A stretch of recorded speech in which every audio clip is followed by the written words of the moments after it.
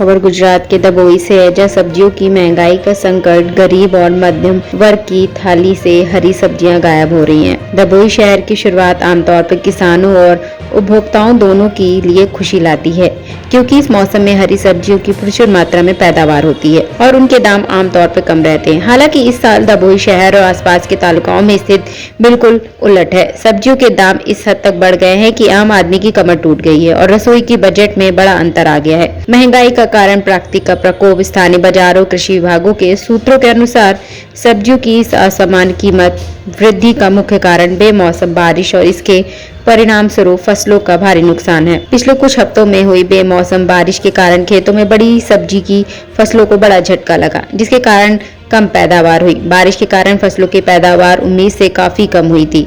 Income का नुकसान हुआ, वहीं मार्केट में सब्जियों से इनकम बहुत कम हो पाई, जिससे डिमांड के मुकाबले सप्लाई बहुत कम है। 20 रुपए की सब्जी अब 100 रुपए तक मिल रही है। कीमतों में बढ़ोतरी का असर इतना गंभीर है कि जो सब्जियां पहले नॉर्मल कीमतों पर आसानी से मिल जाती थी, आज गरीब और मिडिल क्लास के लिए खरीदना लगभग नामुमकिन हो गया है। नमस्कार।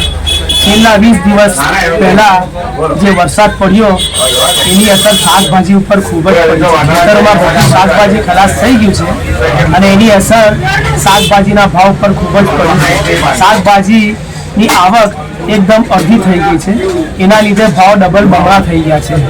હમણાં શાકભાજીના ભાવ આસમાન ઉપર છે। રીંગણા 100 રૂપિયા કિલો થઈ ગયા છે, તુવેર 100 રૂપિયા કિલો થઈ ગઈ છે, ભીંડા 80 રૂપિયા કિલો છે, પાપડી 100 રૂપિયા કિલો છે, गवार 100 रुपये किलो थी गई है और बड़ी भाजी भी 100 रुपये किलो आसपास बढ़ो भाव पड़े है। एनी असर ग्राहकों पर खूब ज पड़ी है और एमनु बजेट पर वधी गयु है।